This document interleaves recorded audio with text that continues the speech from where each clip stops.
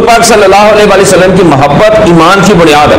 یہ بات یاد رکھیں, ہمارے آقا پاک علیہ الصلوۃ والسلام کی جو محبت ہے یہ ایمان کی بنیاد ہے. اگر محبت مصطفیٰ علیہ الصلوۃ والسلام نہیں ہے, کوئی بھی عمل اللہ کی بارگاہ میں مقبول نہیں ہے. چاہے بندہ ایک پاؤں پر کھڑا ہو کر ساری زندگی اللہ اللہ کرتا رہے, تب بھی اللہ کو اس کی عبادت قبول نہیں ہے اگر دل میں محبت مصطفیٰ علیہ الصلوۃ والسلام نہیں ہے.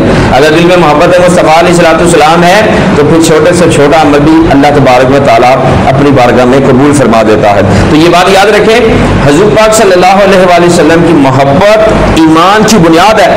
اور محبت کی علامت یہ ہے کہ محبوب کا کثرت سے ذکر کیا جائے, جس سے محبت ہو اس کا کثرت سے ذکر کیا جائے. اور ایک روایت میں حضور پاک صلی اللہ علیہ وسلم فرماتے ہیں, من احب شیئا اکثرہ من ذکری, جو کسی سے محبت کرتا ہے اس کا کثرت سے ذکر کرتا ہے.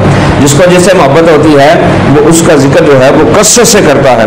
یوں تو سارا سال ہی حضور پاک صلی اللہ علیہ وآلہ وسلم کا ذکر پاک کرنا, اپنے قول و فعل کے ذریعے حضور پاک صلی اللہ علیہ وآلہ وسلم کی محبت کا اظہار کرنا چاہیے. لیکن بالخصوص ربیع الاول شی میں اللہ تبارک و تعالیٰ کی اس عظیم نعمت کے شکرانے کے طور پر حضور پاک صلی اللہ علیہ وآلہ وسلم کا جو ذکر ہے وہ کثرت سے کرنا چاہیے. کس طرح کثرت سے ذکر کریں گے؟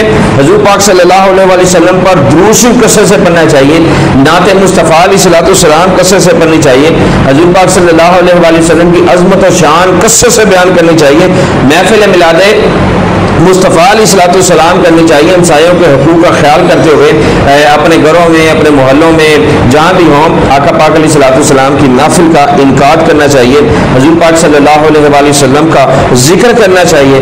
جب ہم حضور پاک صلی اللہ علیہ وسلم کی عظمت و شان بیان کریں گے, نعت مصطفیٰ علیہ الصلوۃ والسلام پڑھیں گے اور حضور پاک صلی اللہ علیہ وآلہ وسلم پر کثرت سے درود شریف پڑھیں گے, تو یقین اللہ تبارک و تعالیٰ ہم پر رحمتوں کا نزول فرمائے گا.